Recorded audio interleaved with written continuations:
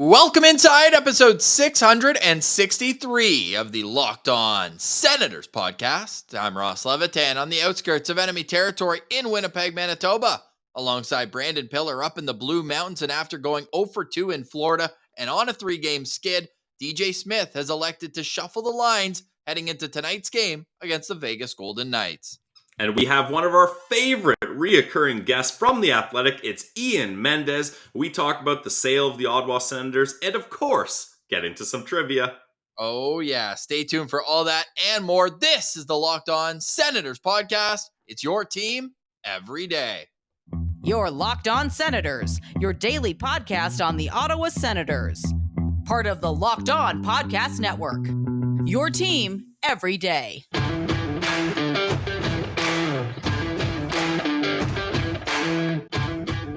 I'm Jake Sanderson, and you're listening to Locked On Senators podcast. I'm Tim Stützle, and you're listening to the Locked On Senators podcast. Thank you for making Locked On Senators your first listen on this Thursday, November 3rd. The show is free and available on all platforms, including on YouTube, where the best way you can help the show grow is to like every video by clicking the thumbs up and subscribing to the Locked On Senators channel. Be a friend, tell a friend as well. The more the merrier.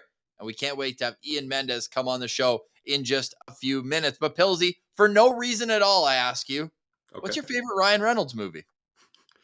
This one's easy for me, and I know people are going to be clamoring for Deadpool, and Deadpool's a great movie, but I'm not a superhero guy, even though I know it's more of a comedy than it is kind of superhero focused. But Ross, for me, it's Waiting. Waiting is Ryan Reynolds' top movie for me. We both work in the restaurant industry, and if you work in the restaurant industry, you get a lot of those jokes and a lot of the kind of antics they get at. So that's my favorite Ryan Reynolds movie, easily. That's so funny. You actually took mine right out from under me. And yes. I figured you might based on that. It's payback for I think I took your Locked On or your Sens Central standout the other night, but that's okay. I'll mix things up, and maybe this is gonna get me chirped as well. But Just Friends, I thought was a hilarious. Yeah, that's on my top list too. It's a good one.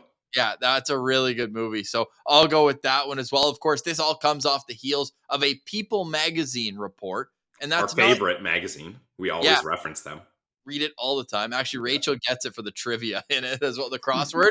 She gets the crossword trivia coming up with Ian Mendes, but she's a big crossword nerd. Nice. So she's able to go through all of that. So People magazine reporting that Ryan Reynolds has, quote, real and genuine interest in purchasing the Ottawa Senators. Of course, he couldn't do it alone, but I thought that certainly is interesting. And immediately I was like, is that the first time People magazine would have ever mentioned the Ottawa Senators?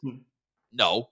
Carrie Underwood is in true issue. So the Mike Fisher way back, but amazing that they're reporting this of all people or outlets. Yeah. And I mean, it's a lot of fun to talk about. And look, he already has some experience in sports ownership. He owns a soccer team in Wales, I believe it is, with It's Always Sunny in Philadelphia. I think definitely it's something that could happen, but yes, let's keep in mind that he's not able to take this team on his own. It's going to have to take a lot more helping hands, but it would be fun just to have a Canadian actor and a beloved celebrity. Like, I don't know anyone that has an issue with Ryan Reynolds. He's just a funny guy and seems like a down-to-earth dude. So I'm co-signing it right now. Let us know in the comments what your favorite Ryan Reynolds movie is and what your thoughts would be if he were a part of a potential ownership group to buy the Ottawa Senators. We get into that more with Ian Mendes coming up, but first, Pilsy, we had some, I want to call it a paparazzi shot. Seems like Pierre Dorion could be on his way to Winnipeg. So I'm going to do some crack research on that, see if he's going to take in the Jets and Canadiens game tonight. It would be kind of strange for him to come all the way to Winnipeg to watch the Montreal Canadiens. So I don't know. We're not going to speculate, but that was making the rounds on social media this morning. Please tell me that the Winnipeg Ice aren't playing tonight. They aren't. I looked that up. Thank God. Okay. You said it yourself, Ross. Winnipeg is beautiful this time of year. So he's just going for a little R&R, some rest and relaxation along the beaches of Lake Winnipeg, and he's going to enjoy himself. Yes. Maybe go to the Bison Park, see some bison roaming around. That's always a good time. Yeah, come down to the Fort White Center down in my neck of the woods. Maybe he's going to go see my neighbor Dylan DeMello. Who knows? Obviously, he, for me, would be the best fit off of what Winnipeg has right now. But I don't know why they'd move him, because he's as effective as he was in Ottawa here with the Jets. All right, we'll stay tuned for all that. Pills, you got a word from one of our favorite sponsors, and then we got 35 minutes with Ian Mendes coming right up. Yes, we got a word from two of our favorite sponsors, but I'll hit the first one. It's betonline.net, guys. The Ottawa Senators have been up and down, as I'm sure a lot of our fans' betonline.ag accounts have been, but the key is you can go to betonline.net for all the latest odds, news, player performance props, overs, unders, whatever you like to sprinkle a couple shekels on. Do it with the sportsbook of the Locked On Podcast Network. And it's not just hockey, guys. They got baseball, basketball, football, boxing, UFC, golf, whatever you like. They have it for you. So go to the website today, betonline.net, or check it out on your mobile device to learn more about the trends and action. Guys, it's betonline.net, where the game starts. And can I talk about my happy place for a second? Everyone knows I love Shawarma Palace with all my heart, and they love you too. You can taste love in food, and at Shawarma Palace, whether you get the platter or if you stick with a classic wrap, you know that it's made with love and care. Hell, even the poutine. We're hearing a lot of comments saying the poutine is unbelievable. It's going to take a lot to get me away from my chicken wrap or my chicken platter, but I can be convinced to try the poutine because everything Shawarma Palace does, they do it the right way. Shawarma Palace is right here in Ottawa, a local business, and they want you to know that there's 9 different locations. You are never too far away from a Shawarma Palace in Ottawa. I always get the platter, like I said, extra garlic sauce is the key, and they bring their homemade pita with it as well. And even if you don't want to make the trip to Shawarma Palace, you're never far away, because if you have your phone on you, you can order it from right there. You can order it with DoorDash, Uber Eats, any of those delivery services. We are so happy to share our love for Shawarma Palace. It's a place I've been going for literally over 10 years, and I have never had a bad meal there. I love it. You will too. Sens game days taste better at Shawarma Palace, and we want you to tag us on social media as well. Send me those platters. Make me jealous. Make me miss home. I need you to tag us at Sens Central, at Shawarma_Palace, and let them know what you think of their unbelievable cuisine. Now, next time you go to Shawarma Palace, make sure you let them know that Locked On Senators sent you as well. We love Shawarma Palace, and you will too. Game days taste better with Shawarma Palace. All right, now let's get to our conversation with the GOAT of Sens sports media landscape. It's Ian Mendes. All right, we now welcome a very good friend back to Locked On Senators. It's a senior writer for The Athletic. It's Ian Mendes. Ian, how are you doing, my friend? Doing great, guys. And I did go with this is my name bar. So I thought this is easy way to break into obviously the thing that Sens fans are chatting about the most here on Thursday, right? Yes, for those just listening, it's not Ryan Reynolds we are talking to. It is Yeah. local. The next best thing, though. Next best thing for sure. Yeah. So, have you been on the phone with Hollywood all morning trying to get a hold of him? You know what? Here's the funny thing. So I did my podcast this morning on the Athletic Hockey Show with Sean McIndoe. Down Goes Brown, as people know him probably better by his handle. And I talked this out with him. I'm going to talk it out with you guys, and you tell me, because I'm scared. I need some help. So Ryan Reynolds follows me on Twitter, and I follow him, which opens up the possibility for the old DM game. Yep. I'm scared to get in there because what do? Like, how do you like? I don't know. I'm really torn. Like the hardened journalist in me is like, you get in there and you start asking some tough questions, but then the other side of me is like, you know what? This guy, probably doesn't want his DMs flooded with media. What would I even say at this stage of the game? You know what I mean? Well, I'm expecting some comments. I'm expecting some YouTube comments with the DM that Ian needs to send to Ryan Reynolds, because it's what, not if. You have to take your shot. He follows you for a reason, and everyone's been doing the crack research. We've already seen there's a jet that went from LA to Ottawa this morning. Most people think it's Bill Foley, the Vegas Golden Knights owner, but if we're tracking flights, we are in deep into what's going on here. And of course, go ahead. Flight tracking is like the peak flight tracking was Kawhi Leonard. Yes. Leonard is 2019. Is he leaving? Is he not leaving? I think Mike Babcock, there was a flight track around the time he left Detroit for Toronto. Have we ever done flight tracking with? Did we? Okay, hear me out on this. Well, Ian, didn't you spend some time in an airport waiting on someone? Who was that? Brady. This was recently. It was Brady. It doesn't narrow it down. Oh my God, yeah, there was, Brady Kachuk last year last year. But was there not a flight tracker for? This is gonna sound funny, but I feel like it was true. Remember, so 2017, Erik Karlsson was really banged up for Ottawa, and he went to Detroit to play a game. Basically, this guy played on one leg, and he took a private plane, I think, from like the Carp or Stittsville Airport down to Detroit, and somebody tracked it. Do you remember this? Does this ring a bell to anybody? It was Colin White's first NHL game. That's the random connection I can make there in Detroit. And it was like going into playoffs because they hadn't clinched their spot yet. And it was like, we just need 1 point. Can Carl will us 1 point? And I believe they went to overtime and got that point in that game. They lost in overtime. And I think that was around the advent of 3-on-3 overtime, because we were like, this is the best 3-on-3 overtime I've ever seen in my life. And Ottawa ended up losing the game, but Karlsson got them a point. And, it was anyway, I feel like there was a flight tracking element there.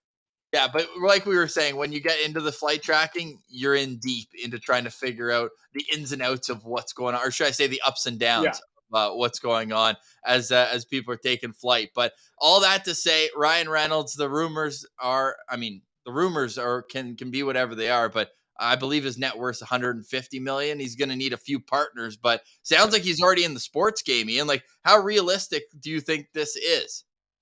Well, I'll tell you what, I'm going to check out that the Netflix documentary, right, about the soccer team he owns in Wales, because I hear that that's a great kind of fascinating insight into kind of him as an owner and, his views on sports and ownership. So I'm certainly interested. I think the big takeaway from this, and I think sometimes what happens is, and this happened a few years ago, Justin Bieber's name kind of came out, was the Biebs kicking tires on Ottawa.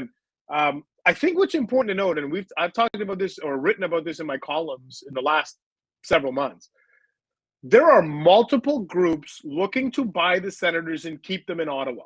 And I remember saying that before, and people saying, you're crazy, there aren't multiple teams. I just hope that this serves as further evidence of there are definitely people that see a road to viability in the Ottawa market. And I think that that's important. I think at the end of the day, whether it's an ownership group that includes somebody as famous and as likable as Ryan Reynolds, or it's a group of, maybe investment capital people from the GTA, but you don't know who they are, but they keep the team in Ottawa. I think at the end of the day, it doesn't matter who owns the team as long as there is some stability and optimism around the team. And I feel like there's a ton of that right now. And I don't think that that's been the case around here for several years. So I think, the Ryan Reynolds stuff makes for great, fun podcast and social media fodder, doesn't it? Like, you just have a lot of fun. You dream up the scenario. Wouldn't that be cool?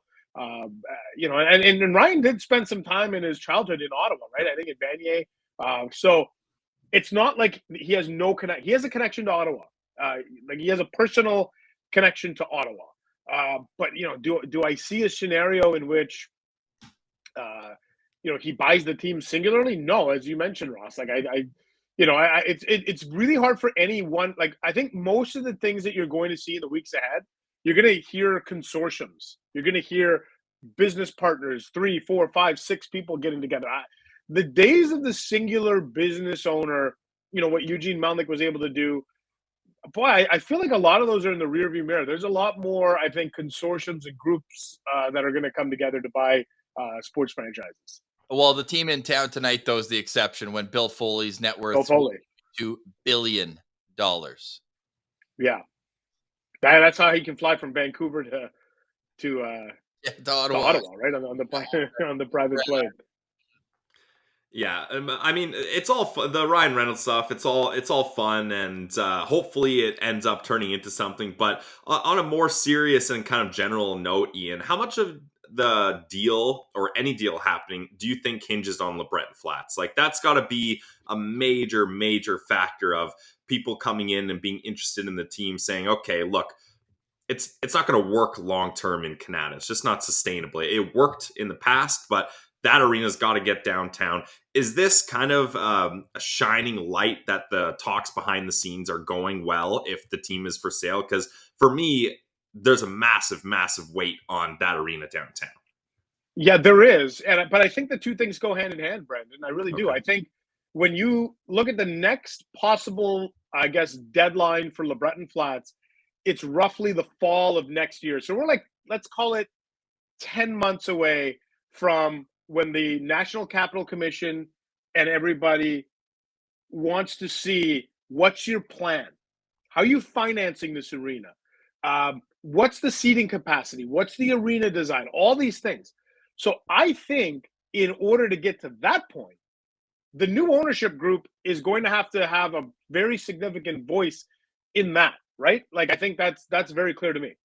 So I think that the ownership stuff gets settled before next fall. And I think that the new potential owner, whatever group it's going to be, absolutely looks at LeBreton and salivates at the notion of a downtown arena. I think if LeBreton wasn't sort of on the horizon, do I think that I would be talking about multiple groups stepping up to buy the team? I don't know. I suspect maybe, but I can't say for sure.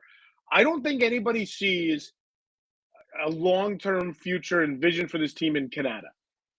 I don't think anybody is like, you know what, I'm going to buy the team and I'm going to just keep them in Canada. I think everybody looks at this and LeBreton is the crown jewel. If the Senators are the crown, I do think that the key piece, the shiniest piece of that is LeBreton Flats. And so I do think that they go hand in hand.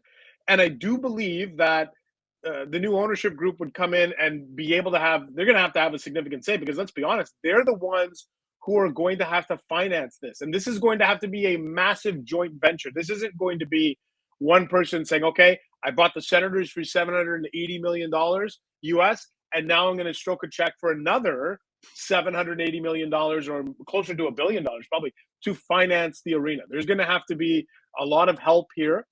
There's going to have to be a plan, and that plan is going to have to be laid out, I think, by the new ownership group. Now, do you think that there's any chance that Anna and Olivia keep a percentage of this? I know kind of the talks were like they would be interested in a legacy stake is kind of the term being used here. So maybe they keep 5-10% just so that the passion of their dad, Eugene Melnick, and their family kind of still has ties to this? Or is it a fact that, hey, look, we're going to move past this? The numbers seem crazy. Like you heard the evaluation of 655 million, but it seems like 800 million is kind of where the floor is actually at. So is this going to be a let's just fully let go of it, or do you think they'll actually keep some of it? It's a great question, right? And the one great unknown in all of this is we have no idea the language in Eugene Melnick's kind of estate papers, right? Like what is his will ask for? And not that, you in a will, if he says, I demand that 10% stays with the family, is that I'm not enough of a legal expert to know that how binding that would be, that if they sold the team that they're beholden to that. But I would imagine that if there's a clause in there, they'll probably do their best to adhere to those terms. And so my super duper educated guess would be, yeah, there would probably be a stake. I think what's going to happen is next week. What is this? The 3rd of November. I think next week you're probably going to see an official announcement on this, that the team is up for sale, and that a majority of the portion of the team is up for sale. Now, we can all talk about what does majority mean. It could mean as little as 51%, or it can obviously mean 100%. And my guess would be, something in the neighborhood of a 10%, 5% legacy stake. I could absolutely see that. But the other thing, and I don't know, look, these are private companies and private entities. So I want to be very careful when I say I don't know what the debt load is that the franchise is carrying. You'll hear crazy numbers. I don't know what to believe. All I know is that, let's say they sell the team for $800 million, there is going to have to be a significant portion of that goes towards paying off, basically servicing the existing debts that are there. Either from, and it's very common. I think teams borrow from the NHL. They borrow against the NHL. That's very normal. But I think there's some money to be paid back there. I think there's some other creditors that need to be kind of made whole. So then the question becomes, when you factor that all in, what's the take home? And does it make sense to keep 10% or not? So these are fascinating questions that I think we're going to get answered probably in the next, let's call it 10 or 12 weeks.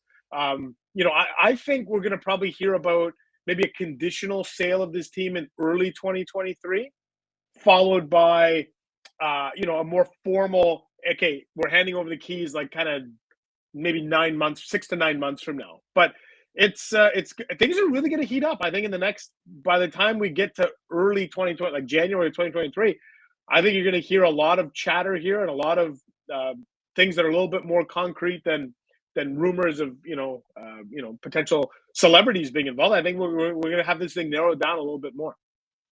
And we know where to find all that information when it comes out. Ian Mendes on The Athletic. And we're going to put in the description to this episode your article the other day, because I thought that was a great rundown of the who, what, where, when, how the Senators sale could go down. But Ian, we couldn't bring you on Locked On Senators without having a little trivia. So why don't we get to today's trivia?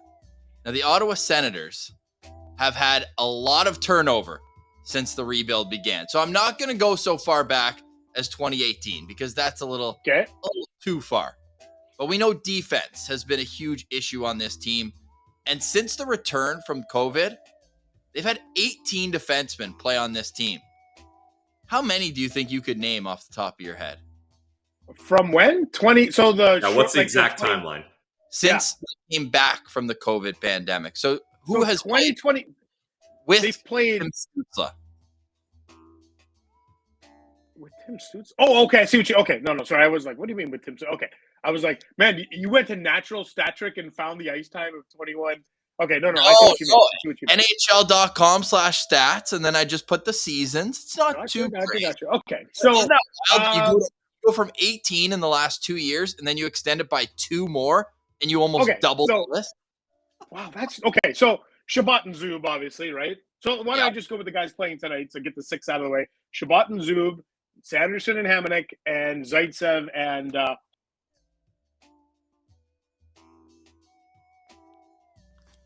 that's 6 guys, isn't it? Yep. Okay. If our math is correct, which it usually is. If your Mac, I shouldn't have said. I should have said Brandstrom. So there's 7. Right. Sorry, Zub. I mentioned Zub. He's not playing tonight. Eric Brandstrom is playing. Okay, so that's 7 guys. And they happen to be. I mean, you have the top 4 in total games over the last 2 years already in the bag. I'm going to throw the 2 kids in there because I know I'll forget them. And JBD and Lassie Thompson, I know have played games. Yep. It's around 9 there. Eric Goodbranson. Yes. 10. I almost forgot about Eric Goodbranson. Okay, now this is going to get Josh Brown. 6th in total games over that span. I'm trying to think of that season 2020. I'm going back to that season. They traded him, the little guy, to Boston. Left shot. I can see him. Mike Riley. The little guy. I always like Mike Riley. I don't even know if he was that little. But anyway, Mike Riley. He had a little 0 beside the goal category. Yeah. Mike Riley. Yeah, that's 12. 6 more. Oh my God, 6 more. Just not going to get. Everyone else, Wolanin. I'll get Christian Wolanin. Yep, 15 games. 13. And Mike Delzato. Yes. You mentioned him. 14. 13 points in 26 games. Is that good? Yeah. Mike Delzato. Boy. Power play specialist. Now, this is a long shot because they just sent him down this week. He played, right? Did Dylan Hetherington? Yeah, he played a game or 2, no? 9. Yeah. I'm going to say Dylan Hetherington, but I'm having a hard time picturing a game that he played, but I feel like he's played a couple games. Yep. He's played as many games as Jake Sanderson. Same impact? Or not quite. He's played 9 games with Ottawa? Yep. Okay, I would have. You know what? I don't know. I guess I would have just thought 3 or maybe. Okay. There's one guy. Now I must be 4. down. One guy what? One guy's played 4, and that's the one I don't think you're going to get. If it's like is it a guy that played? Okay, well, okay. Now I'm in trouble. So now let's go a hint. I need some hints here. Okay. Is there anybody else that I should know? Anybody that's played like 60, How many 70, 80? Yeah, you actually missed a guy who's played over 50 games. Should Still with? I no, know okay. it. You can't still be with the team. No. Is he still in with it? No. He plays at some level in Ontario. What the hell does that mean at some level in Ontario? Is he playing for Belleville? No. He could be playing Marlies? Men's League. He could be playing for the Leafs. He could be playing anywhere. Leafs? No. Wait, actually, this guy was top 4. Victor Mete. He played top 4 last night. There you go. You know what? I should have had that earlier. If Victor Mete took me a long time, I don't want to know these other guys. Okay, I'm gonna need a hint. I think I know it. There's a veteran guy left, right, Ross? Who's still on the team? Oh, I think it was overlooked, unless I missed that one. Who's still on the team? yeah. What? No, I said we Zaitsev, named. right? No, did he have it? Okay, no. Yeah, all the guys on the team were already named. He had Nick Holden then, right? Okay, Yeah. good. Yeah. Yeah, So for sure. Yeah. I think you're only missing 2. Yeah. And one of them is a veteran, and one of them came for a cup of coffee and said, you know what? I'm going back to Europe. Europe. Yeah. Okay, so I know the veteran. I don't know the Europe guy. This Okay, one's give me a hint on the veteran. Give me a hint on the veteran guy. Stanley Cup champion. Nice. And he went to the Stanley Cup finals in 2010 and lost. 2010. Yeah. So Chicago, Philly. Yep. Okay, I was right. Nice. Brian, So good at trivia. Brian Campbell. No. Why am I going to? I already said he lost. He lost in that final, so I'm already narrowing it down. Really. Oh, Philadelphia. All I can think of is Chris Pronger. He kind of looks like Chris Pronger in a way. Doesn't play like him. He looks like Chris Pronger in a way. So not a little guy, if we're going off that. Big guy. He's not Victor Mete. Or Mike Riley, apparently, in my mind. Boy. I'm picturing Mike Riley as one of those from the McDonald's commercial where it's like the mini players out there. You know what I mean? Oh, that's good. Wait, you said then he won a Stanley Cup somewhere? Yes. He won in Tampa. Wow, that's a big hint. Yeah. Braden Coburn. You know what? It's weird. I don't know if I would have remembered him from that Philly team in 2010. But yeah, no, he was there for sure. So I'm even blanking on this last guy. He went to Europe after. Yeah. Did he play with other teams? He got a courtesy 4 games at the end of the COVID shortened season. Oh. You know? I think so. Signed a 2-year contract. He's still under the rights of the Ottawa Senators because he was in I know who it is now. It's Ollie. Yes! He did it! Ollie something, but who? What? Oh my God. Ole Alsing. Ole Alsing. No. I wouldn't have got that. Impressive. You did very well there. Yeah. You pretty much got everybody. Ollie. Is it Ollie? Yeah. It was Olie, right? Ole. No, Olle. Ole Alsing. Okay, yeah. No, I just remember it being a weird spelling. I couldn't remember. You know what's weird is I remembered his first name and not his last name. I'm like, yeah, Ollie. Yeah. All of them. Okay. They made up. We're a team. They made up a team altogether. Those 31 defensemen. I did this all for a reason. Ian, we got to end with the decor right now. Where are you at with that? What's the panic level? Because you should have heard me in the postcast the other night. I had enough. I'm recovered. I'm feeling good again. But that decor, I don't know how sustainable it is when you see what Pilsy calls a house of cards when you take out Artem Zub. Well, that's just it, right? Without Artem Zub in the mix, look, would you guys agree with me that I think you would, they needed another defenseman with Zub in the mix already, right? Yes. So why are we all surprised? Like, we shouldn't be surprised that that this is what's happening. And, I had a really good conversation with Eric Brandstrom this morning at the rink. And I'm figuring out, how I'm going to work this into something. But great conversation with him where he just talked about working with Shabbat, and he really feels like potentially he's like, look, do we need to be a little bit better in our own zone? Yeah. But he talked about how I asked him, I'm like, how do you guys figure out? I said, I know you start on the right side, but I feel like sometimes I'm watching the games and I'm seeing Thomas on the right side and you're on the left side. And he walked me through it. And he said, look, we kind of just know one of us drifts to the right, the other guy goes left, and vice versa. So we don't have it as set as you guys might think that, Bransom's on the right and Thomas. So I feel like his eyes kind of lit up today when he talked about, like, I think he sees this opportunity as great. And I got to tell you, I got some issues with this team on the back end, and I've always been a Branson truther. And I'd like to see him, like, I think in the absence of Zub, I want to see as much of Sanderson, Brandstrom as possible. Yep. That's just me. I want to see as much as of those two guys as possible. So if you have to shoehorn Eric Brandstrom into your top four, then so be it. And I don't want to read too much into the ice time from that Tampa game on whatever Tuesday, because so many penalties and the numbers are askew. But I'll tell you, I'll be real disappointed. I think a lot of people that if all things being equal, and this is essentially a 5-on-5 game against Vegas on Thursday, if there's a scenario where Nikita Zaitsev is playing more, Jake Sanderson, we can't have that. Like, you want your best chance to win. You need to move the puck. And I think you have three potential elite puck movers. Certainly, Sanderson has proven it.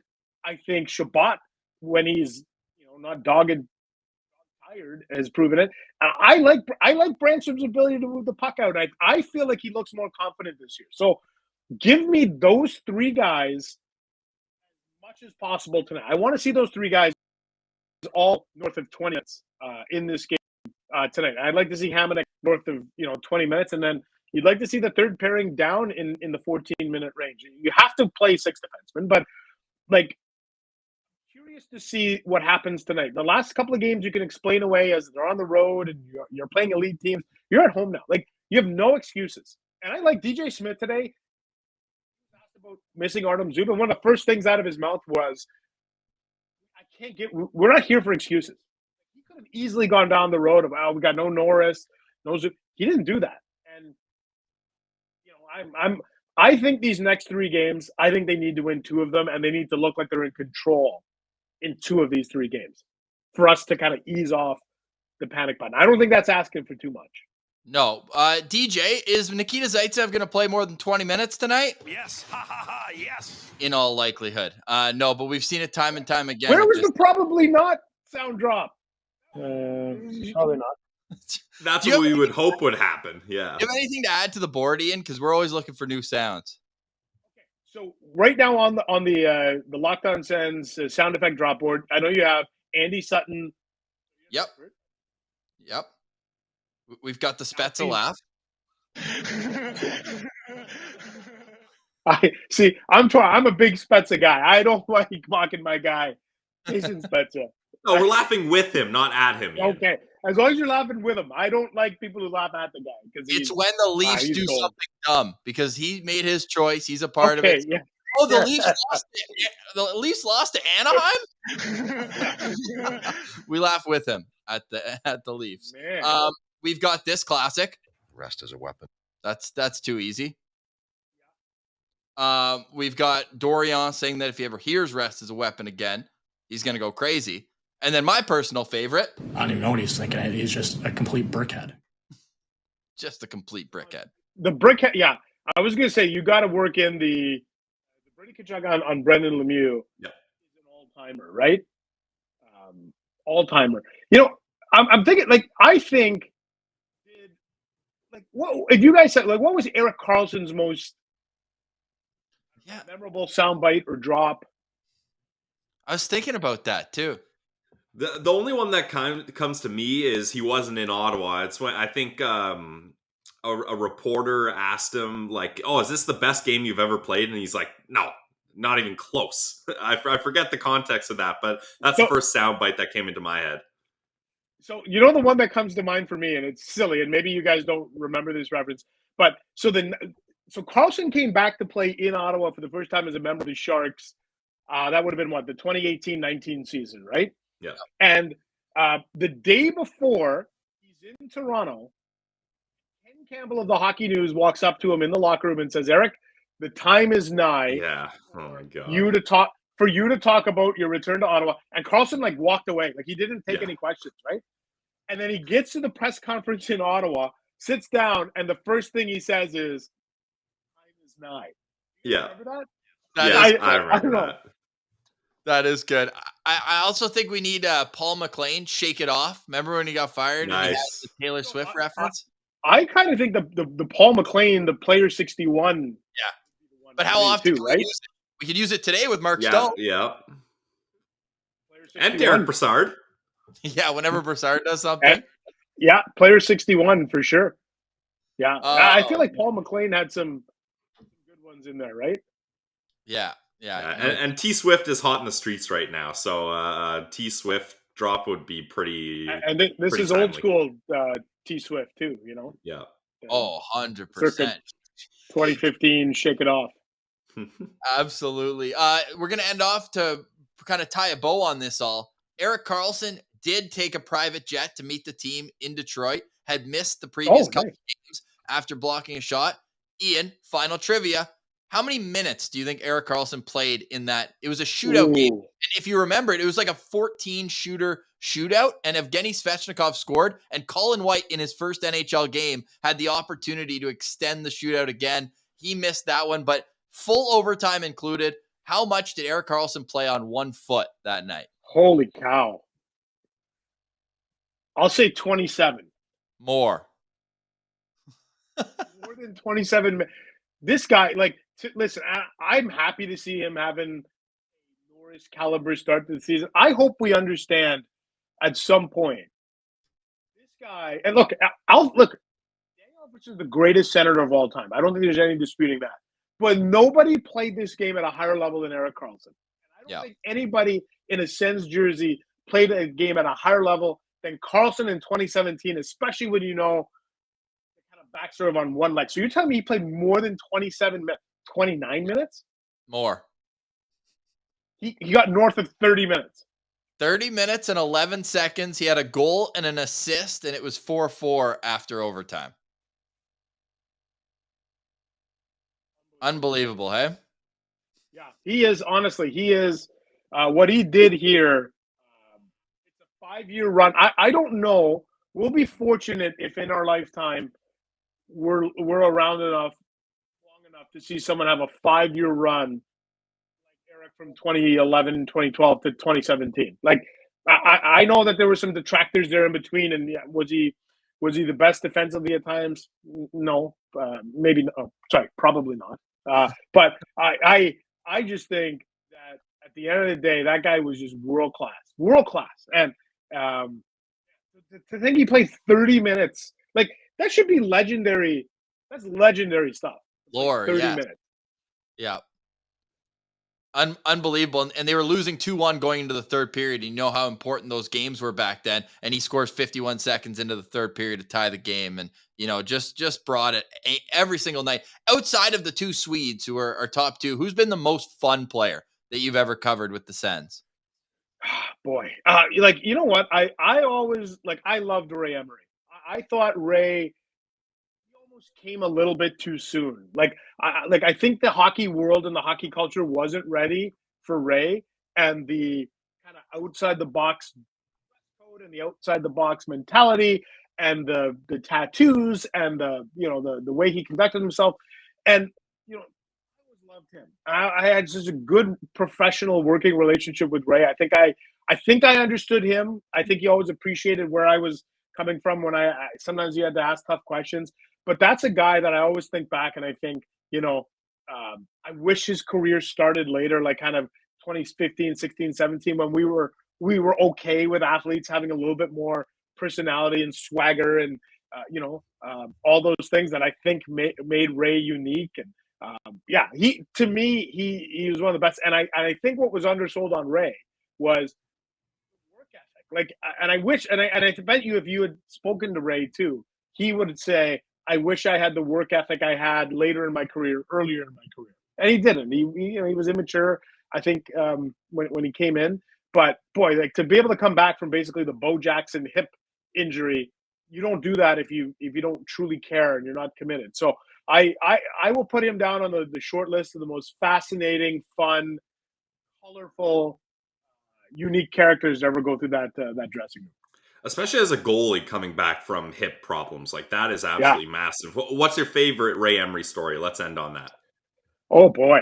Good question. You know what? Like I remember, like so they get to the Stanley Cup in in 07, sorry, right?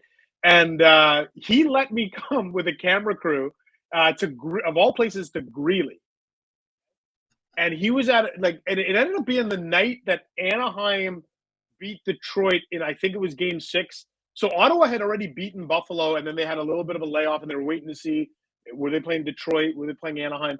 And in that window, Ray was actually, and again, shows you that he was kind of before his time.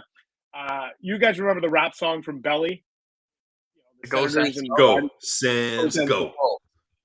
Exactly. Well, that should be another sound drop, by the way. Yes, But, yeah. he was shooting a little segment of Belly's video that night, and he let me come with a camera. And I tell you, this is hilarious. So I probably showed up wearing, it's 2000. I was probably wearing a pair of like Dockers slacks and like golf shirt that was tucked into said slacks with a belt like a loser. And my cameraman comes in and we walk into this thing, and it looked like it was like an MTV like Cribs episode, or like just an episode of like something that you would never think is in Ottawa. Like this scene of partying and something. We're like, are we in the right house? Anyway, it was chat with Ray that day, and anyway, I'll never forget how surreal it was to see. Like, I remember looking. I'm like, this guy's in the Stanley Cup final, and look at this. Look at this. This is crazy. And like I said, I was 90% chance I was wearing Dockers slacks, khakis probably at the time, and I felt like, man, I don't fit into this crowd. But I loved his ability to do that, and like it's funny, right? Like I think sometimes people always think like, oh, athletes should only focus on your craft. And I think we've come around on that a little bit. Like even think of Mika Zibanejad, another guy that I love dealing with. Think of the debate in this market. I don't know, that guy's doing some DJing on the side with some Swedish house music, and is he all in? Come on, guys. Like he is all in. And athletes need an outlet sometimes, right? And I just thought it was funny that then later, like Matt Duchene was singing country music, and everyone's like, "Oh, that's awesome!" And I'm like, "What's the difference between him singing country music and Mika Zibanejad being a DJ? Right? There's no difference." So Yeah. I'd like to think we've come around on that. If Mika Zibanejad wasn't all in as a DJ and then went to New York City, he would not be top in the NHL right now. Imagine, like, of all the places that you'd be like, this guy is a little too into the DJ scene. You know what? We're going to send him to Midtown Manhattan. And we're going to see what happens. Like, look, he's a 40-goal, $8 million centerman now. And full value for it. So, yeah, I love the fact that I think we've come around on it. I think we're okay with our athletes have a little bit of personality and fun. And I think they like to show that off. And like I said, I wish Razor, and by the way, if anyone hasn't had a chance to read, my colleague Dan Robson, about a year after Ray passed away in that tragic swimming accident near Hamilton, Dan Robson wrote the most inspirational, kind of poignant story about Ray's life. In fact, I'm fortunate enough right now, guys. I'm teaching journalism at Carleton University this year.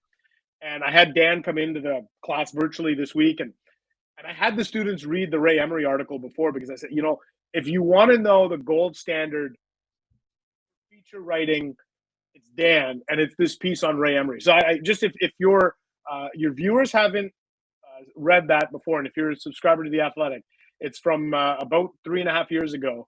Go read Dan Robson on Ray Emery and tell me at the end of that article if you don't either have tears in your eyes, chills down your spine. It's just a remarkable piece of writing. And if you're an Ottawa fan, you'll come away with it with a more appreciation for Ray Emery. Gone far too soon. Just awesome that he did get his Stanley Cup with Chicago. Yeah. And I'll end with pointing everyone, especially our younger viewers who maybe don't remember the Ray Emery era as much. His fashionista segment with James Duthie is an all-timer where he invites him over to his place, and just all the exuberance in his suits and everything was a real kind of marker of what his personality is. Hey, your personality is always welcome on this show, not Ryan Reynolds. We appreciate you. And That's hey, right. we were not letting it be this long. Last time we had you on was the live stream after the free agency. I think vibes were at an all-time high. Claude Giroux had just signed, but now we got to battle through a little adversity. Hey, hopefully it just makes the team stronger after all. We appreciate all that you do, keeping us informed, Ian, and we look forward to this again down the road. Yeah, you guys know I always love joining the show. I got to join a postcast too at some point this season. All right. Yeah, maybe not after last one. You're too kind. You DM me. It was a 4-0 loss against the Islanders in like the middle of January. You're like, hey, do you want me to come on the postcast? Like, you might not have much to talk about otherwise. So we appreciate that wholeheartedly, Ian. Stick taps to Ian for joining us. A classic 20-minute conversation turned into 35 minutes, but always fun information from him, saying that we're going to know sooner rather than later about the Sens' potential sale. I thought that was a really interesting nugget that he gave us near the start of that conversation. Yeah, I mean, and that's why we love Ian so much, is he's got that big J journalism to him, you know, like he's going to be able to dig into stories. He's going to be able to find out all the facts and info that you need. And hey, we always have fun and a couple laughs when Ian's on too. So Ian Mendes, the GOAT, as you said. The Vegas Golden Knights have had a few laughs when they play Ottawa. They've got 7 wins in 8 games in franchise history against the Senators. Where are you at with tonight's game? What's a key to victory for you? Ross, I'll be honest. I'm not sure there's a path to victory tonight, if I'm just being perfectly clear here. But if there is going to be any chance, it's the Ottawa Senators have to try to grind these guys down. Like you're not going to outskill them. You're not going to outplay them. The defense is one of the best in the league. DJ Smith even mentioned it. Like having Haig and Whitecloud as your third pair is pretty damn good. And then you got Pietrangelo as kind of your shining star there. So I don't know how they beat this team. It's not going to be with highlight reel goals. I think they're just going to have to play a physical game and try to get some greasy goals and then hope that Anton Forsberg can hold up. I know that's very depressing and there's not really much to go off there, but I don't know what else to say for this one. This team's got a lot of depth. The top line is Jack Eichel in between Chandler Stevenson and Mark Stone. The second line, William Karlsson, Jonathan Marchessault, and Riley Smith. They've played together for years. Yep. Brett Howden between Micah Matteo, another Sens abroad, Mm-hmm. and Phil the Thrill Kessel, who has played very well in his The career Iron Man against Ottawa. And then the fourth line, Nicolas Roy, Will Carrier, and Keegan Colasar. On defense, Alec Martinez and Alex Pietrangelo, Braden McNabb and Shea Theodore, and then Nicholas Haig with Zach Whitecloud. We expect Logan Thompson will be in goal, the star rookie who played 4 years at Canadian university level. And now look at him at the NHL level with Vegas as well. Who's your lookout player on this squad? Nice. I'm glad I got to take this one first because for me, it's so obvious. It's Jack Eichel, Ross. And we've talked about guys that are Sens killers. I don't think many players come even close, Ross. I've got the stats here. And up against your Ottawa Senators in 18 games, he has 11 goals, 15 assists, good for 26 points. That is the most points he feasts on the Ottawa Senators more than any other team in the league. The only team that comes close is the Leafs with 23 points in 18 games. So when he comes to Ontario, I don't know, it's something in the water. He just loves beating up on the Sens and Leafs. And I can remember so many times where he's just like, he beats them single-handedly. There was a couple years ago, just in his last time in Buffalo, I think it was his last year there, he scored 4 goals up against the Sens. Like it was wild. So I'm going to be looking out for Jack Eichel because he is back. Like last year, he wasn't. It's a new system. Everything was crazy. I don't think he was fully recovered, but he is fully back now. 4 goals. That's absolutely sick. You're right with his ability to dominate the Ottawa Senators. Similar to Phil Kessel, who only has 1 goal and 2 assists on the season. He's playing in, I believe, consecutive game 992, career game 1,216. The 35-year-old has killed Ottawa, going back to his time with the Toronto Maple Leafs as well. In 67 games, he has 63 points. Probably even with the Bruins, Ross, he probably was dominating. 100%. So going to be interested to see if he can convert. And going back to Eichel, he scored the game winner last year. Remember, was that in Ottawa where it was a close game against Vegas? And then he came in and he scored with I want to say 0.2 seconds left in the game. Yeah, it might have been. That's ringing a bell for me late in the season. Yeah, no, I don't even think it was that late in the season. I'm pulling it up right now. He didn't come back till March or something? March 6th, he scored the game winner on the power play with 6 seconds left in the game. Yeah. On the road for Ottawa. So that was in Vegas. Thomas Chabot, tripping penalty with 46 seconds left, and then Jack Eichel making them pay. Who's in the lineup for the Ottawa Senators tonight? It looks like Derek Brassard. Pilsy, what are your thoughts on Brass getting in at the expense of Parker Kelly, it looks like? Ross, you asked me what lineup changes are they going to make on forward.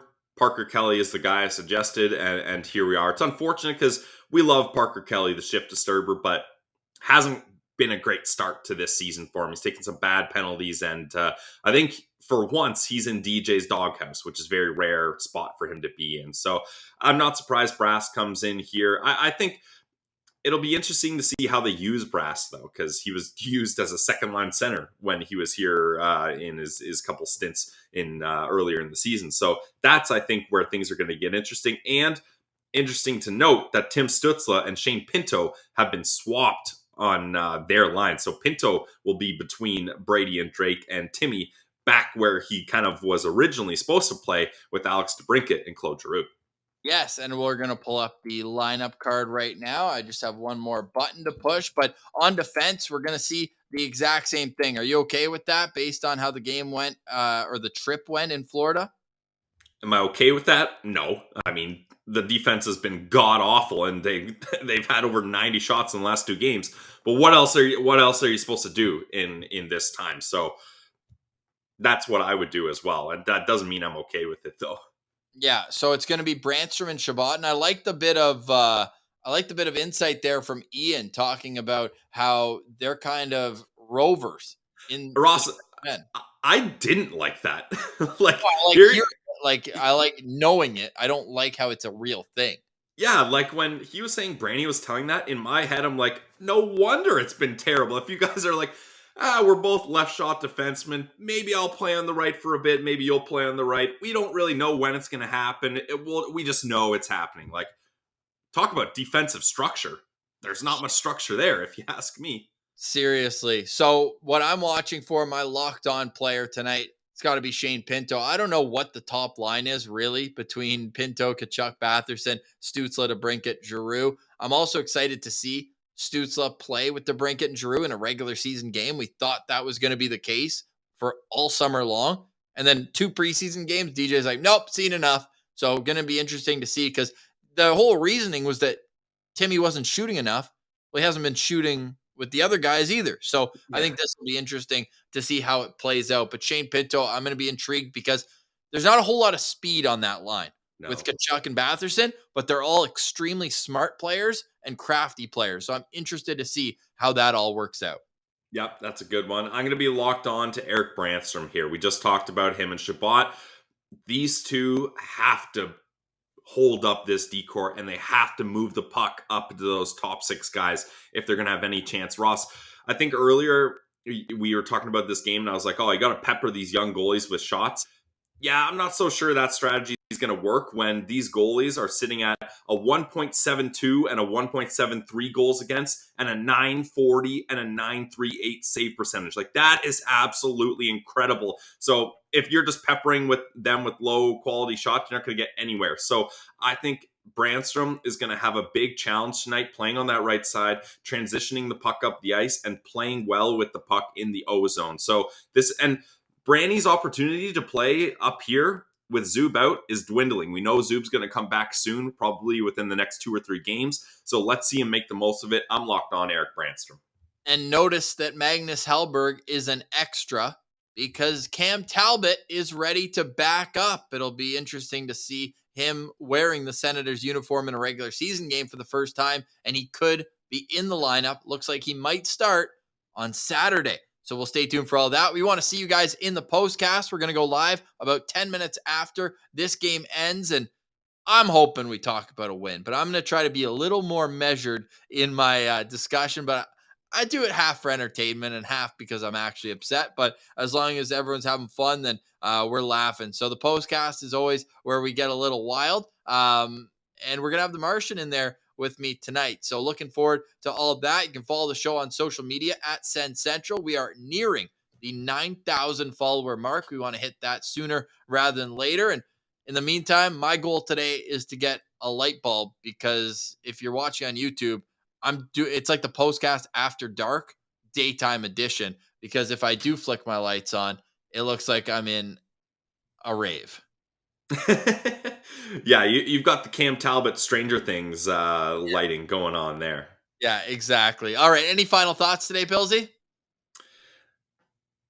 Let's just hope this doesn't, as one of our favorite quotes, Ross, Ray Ferraro, let's hope this game does not deteriorate into a debacle, because I have a feeling that this game, if you thought the Tampa game was bad, that was them without Victor Hedman.